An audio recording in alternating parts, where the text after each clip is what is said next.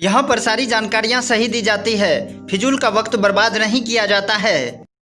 जिस प्रकार माली पौधों के झाड़ झंकार को काट देते हैं, जंगली पौधों को बाहर निकालकर एक सुंदर पार्क का निर्माण करते हैं, ठीक उसी प्रकार हमें भी अपने जीवन से जुड़ी बुराइयों का त्याग कर देना चाहिए।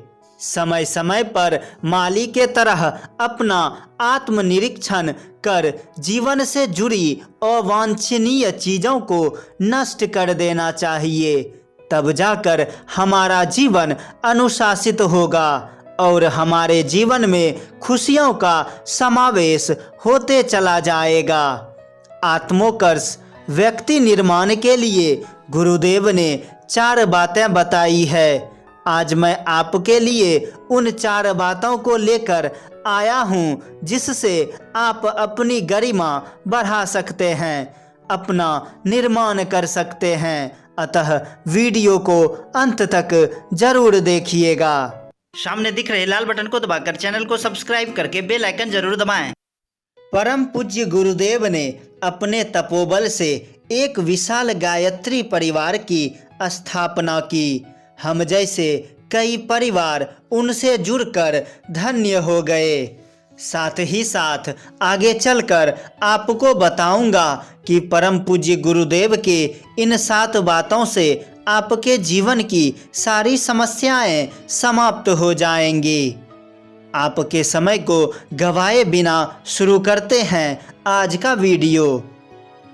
हमारे परम पूज्य गुरुदेव वेदमूर्ति तपोनिष्ठ पंडित श्री राम शर्मा आचार्य जी कहते हैं कि आत्मोकर्ष के लिए, व्यक्ति निर्माण के लिए, व्यक्ति की गरिमा और महिमा बढ़ाने के लिए अति आवश्यक है साधना, स्वाध्याय, संयम और सेवा। हमारे जितने भी गायत्री परिजन हैं, परिवार हैं, उनसे निवेदन है कि आप खुद के विकास के लिए, अपनी निर्माण के लिए वास्तव में निष्ठावान हैं तो इन 4 का समान रूप से महत्व समझना चाहिए। छोटे रूप में ही सही, लेकिन इसकी शुरुआत हर परिजन को कर देनी चाहिए।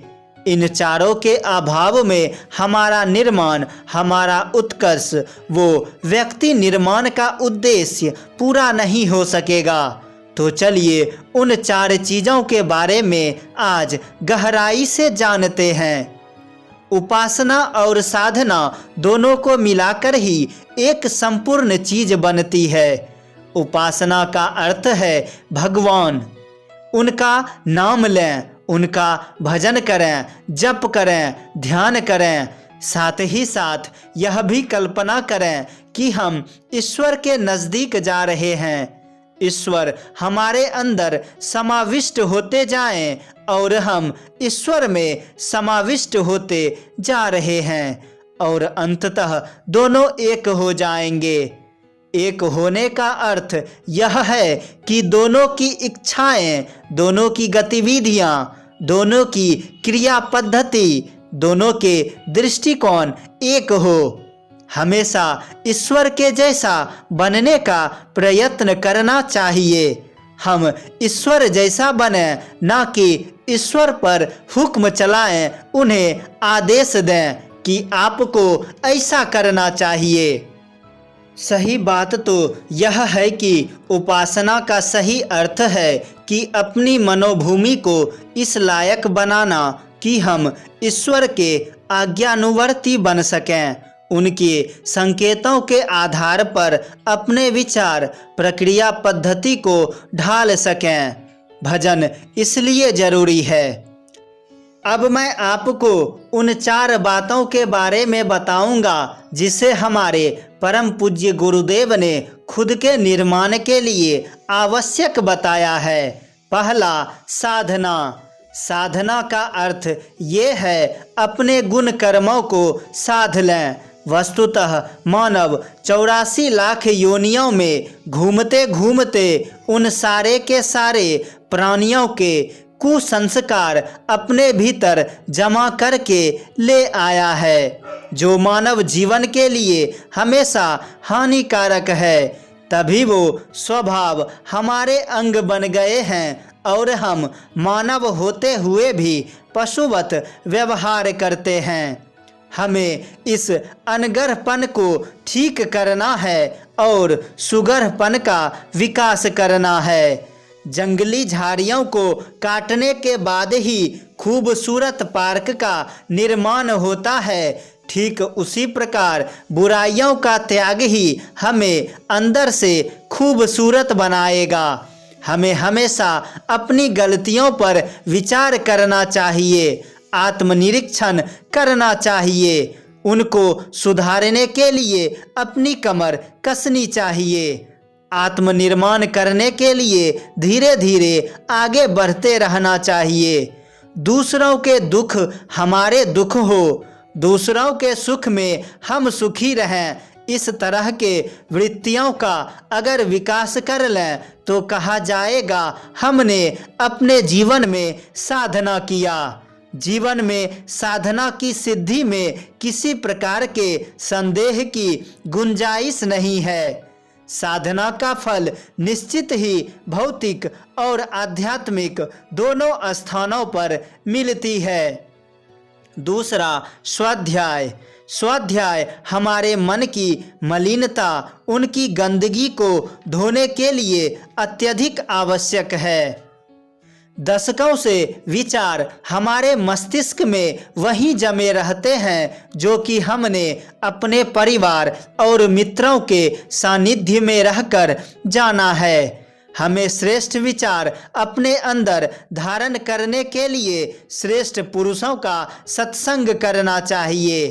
अब आप सोचेंगे कि सत्संग कैसे हो सकता है? सत्संग केवल पुस्तकों के माध्यम से ही संभव है, क्योंकि विचारशील व्यक्ति हर एक को हर समय पर बातचीत करने के लिए नहीं मिल सकते। स्वाध्याय से हमें प्रेरणा मिलती है, दिशाएं मिलती है, मार्गदर्शन मिलता है। श्रेष्ठ पुरुष हमारे सानिध्य में आते हैं और हमें अपनी मार्ग पर चलने के लिए प्रोत्साहित करते हैं। ये सारी बातें स्वाध्याय से ही मिलती है, इसलिए स्वाध्याय को साधना के बराबर ही समझा जाए। तीसरा, जो अपनी उन्नति के लिए आवश्यक है वो संयम है। संयम का अर्थ है रोकथाम। रोकथाम करें अपने आप की, तो जो हमारे शरीर में शक्तियां बेवजह छीन होती है उसे हम बचा सकते हैं। उसी बची हुई शक्ति को किसी उपयोगी और आवश्यक कार्य में हम लगाना चाहें तो इससे हम समुचित लाभ उठा सकते हैं। 4 तरह के संयम बताए गए हैं: इंद्रिय संयम, मन संयम, समय संयम, अर्थ संयम। चौथा और अंतिम, सेवा। मनुष्य एक सामाजिक प्राणी है जो पूरी पृथ्वी का ऋणी है। ईश्वर ने हमें इसलिए जन्म दिया है कि हम सेवा करें। सेवा से बड़ा तप और सेवा से बड़ा पुण्य कुछ नहीं हो सकता है। हमें सेवा करने के लिए हमेशा समय निकालते रहना चाहिए। सारा का सारा समय खुद के लिए खर्च नहीं करना चाहिए, बल्कि देश, धर्म, समाज व संस्कृति की सेवा के लिए अपना श्रमदान जरूर लगाना चाहिए। आत्मिक उन्नति के लिए हमें 4 आधारों को मजबूती के साथ ग्रहण करना चाहिए। अपने दैनिक जीवन में उसे समन्वित रखना चाहिए: साधना, स्वाध्याय, संयम और सेवा। दैनिक जीवन में न्यूनतम ही सही लेकिन सम्मिलित अनिवार्य रूप से रहनी चाहिए। मुझे पता है यहाँ तक वीडियो देखते हुए गुरु सत्ता का कोई विशेष परिजन ही आया है, तो कुछ विशेष बातें सिर्फ आपके लिए। हमारे जीवन में बहुत सारी कठिनाइयाँ हैं, लेकिन पूज्य गुरुदेव के पास हर कठिनाइयों का समाधान है। वो हमेशा हमारे साथ सूक्ष्म रूप में रहते हैं। क्या आप जानना चाहते हैं कि गुरुदेव के किन 7 बातों में आपके जीवन की सारी समस्या का समाधान है? तो अभी हमारे आई बटन में जाएं, वहां एक वीडियो है गुरुदेव के इन 7 बातों में आपके जीवन की सारी समस्या का समाधान। वीडियो देखें और खुद आत्मनिरीक्षण करें। हमारे जीवन में बहुत सारी समस्याएं हैं। हर समस्या का हल है। अगर आपके जीवन से जुड़ी कोई भी प्रश्न है तो अभी कमेंट बॉक्स में जाकर पूछें। पूज्य गुरुदेव के सूक्ष्म उपस्थिति में आपके सारे सवालों का जवाब दिया जाएगा। अपना सलाह व मार्गदर्शन अपने युवा परिवार को जरूर दें। आपका युवा परिवार आपके हर सलाह का स्वागत करती है। वीडियो में कहीं भी त्रुटि है तो अभी कमेंट करके बताएं। उन त्रुटियों को अविलंब दूर किया जाएगा।